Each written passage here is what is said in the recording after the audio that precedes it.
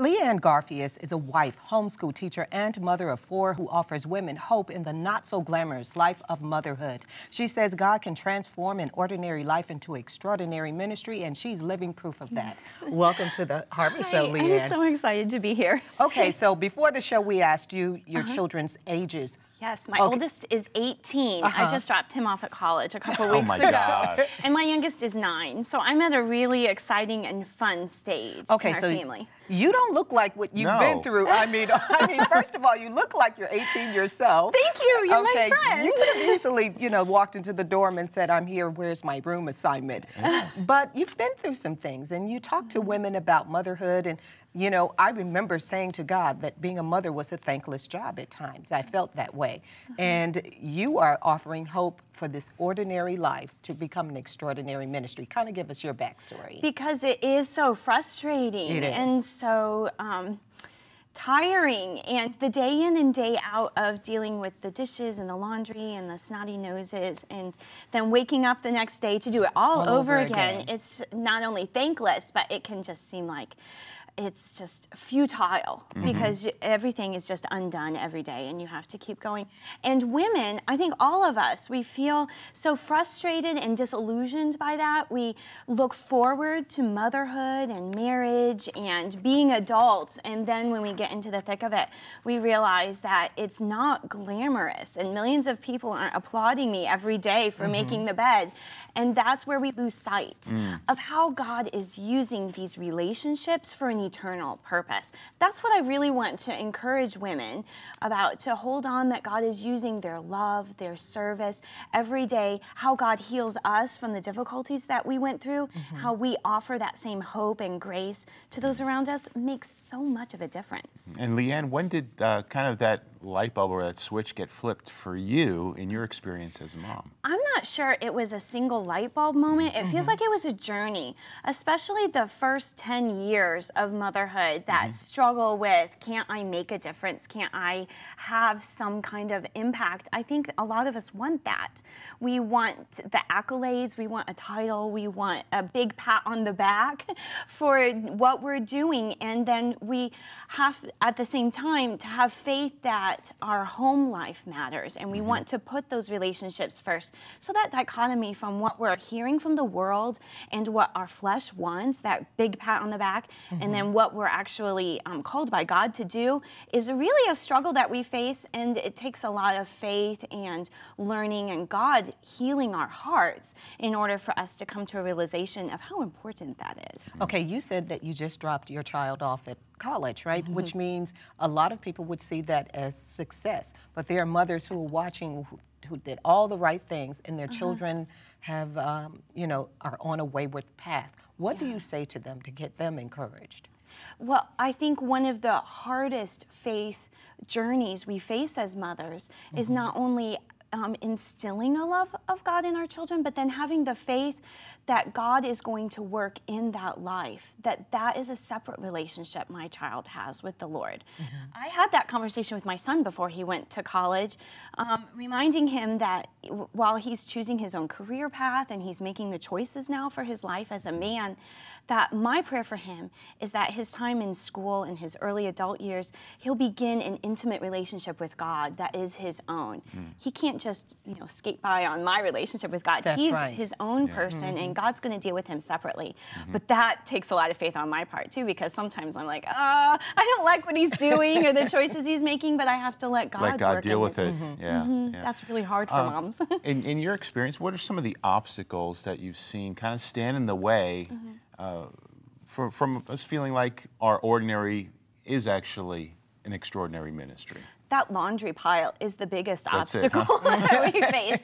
But beyond that, it's still the criticism that we might face from other moms, or or sometimes the imagined criticism that keeps us from reaching out and making friends because we feel like they might be judging us, whether or not they actually are. And sometimes the painful experiences that we meet that we have dealt with in the past, the bullies we've encountered, or if we have come from dysfunctional families or from a history of abuse or difficulty, those memories and the past pain that we've gone through sometimes discourage us from keeping on in the faith, when the reality is God is using that as an opportunity for us to reach out with compassion and understanding to the hurting people around us. Okay, so it's called Rocking Ordinary, Holding It Together with Extraordinary Grace. I think that's the key to it all. I mean, to life, period, living this Christian life, that we do it through the grace of God. Talk about that. That's right, because another thing that we have to realize, and I think we do early on, is we can't make it on our own. Just in my own strength, I'm not sure I would get out of bed to face another day of motherhood, right? We have to say that prayer, God, get me out of bed and put a smile on my face for my children and help me to meet their needs. And to be able to heal from the past difficulties that we face, and then to be able to have the courage to forge new relationships and to start new ministries or to minister in our community, in our church.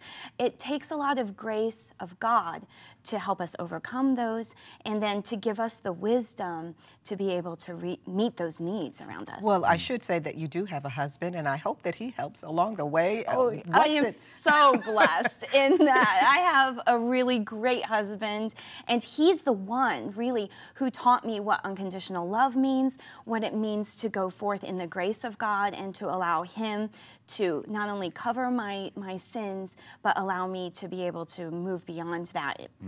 Okay, go ahead, Stephen. I was going to say, I know you've had a blog that kind of has touched a lot of lives. How did you get started in that, and how important do you think that kind of an activity of just having a form of expression and connecting with others is in making that influence and impact in the lives of so many people? Yeah, well, I first got started blogging back in the days when nobody did, right? When it first got started, because a friend of mine at church actually started a blog, and she said, I think you might like this. It's a way to be able to encourage other women. And that got me started with just writing about my daily life, and then short devotionals for women. And then when I went through a personal crisis, I was really sick and even bedridden for a while with what turned out to be inflammatory arthritis. But during that discouraging time when it felt like God was taking away so much from my life that was important to me, my husband actually sat on the floor beside me. I was crying one night saying, what am I going to do? I feel like God has taken away my ministry, my relationships. I don't know how he's using me. And he said, I'm sure other women are in the same place. Why don't you just write about how you're seeking God through this? And that's what really changed the tone of my writing several years ago. And then, ironically, when we give that kind of grace and hope to others, we get it back. And the new relationships that I forged through the writing community really encouraged me through that time to see how God was going to use painful circumstances for his glory. Rocking Ordinary is also a study guide. I mean, you have, what, a small group study? Yes, because my goal from the beginning was to start these conversations. Sometimes we're afraid to talk to our friends about what our life is really like, or the fears we really have, or the insecurities that we're fighting. So I wanted to help women start those conversations with their friends, with maybe the lady across the aisle at church that they don't usually talk to. So we made a small group study guide so that they can just put in a DVD, I talk for a couple minutes, and just get the conversation started. Okay. When you talk to women and they want to do more, what is it that they want more of? I mean, because, motherhood is day in and day out. What are they looking for at the end of the day? We want to know that it matters. We just need to know that it makes a difference. And actually, a reader sent me a message yesterday, and she said, I opened this book thinking, I want to know I'm getting a gold medal in Christianity.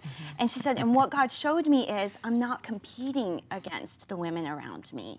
Instead, I'm just after the finisher's medal. It's just a participation medal, and God is going to show me how to endure through his grace. And that's what I wanted to change the conversation, help women realize it's not a competition, but it's about enduring and keeping on to the end. And wouldn't you say ultimately it is about, it's a ministry unto the Lord, that when we are doing our jobs as mothers, we're serving God? Exactly, and we forget that because everything we do is so temporal. We're just in the mundane mundane of getting dinner on the table, getting people to their soccer practice, getting the next to-do list accomplished. But being able to have that eternal perspective is what makes it all worthwhile and helps us to be able to worship and glorify God through our daily lives. Well, I'm going to give you 30 seconds to talk to moms about being encouraged and how to rock ordinary, because that's the title of your book, Rocking Ordinary.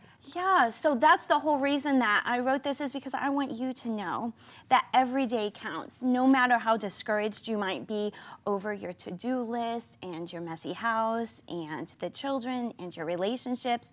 Maybe your marriage is difficult or you're going through a messy friend breakup.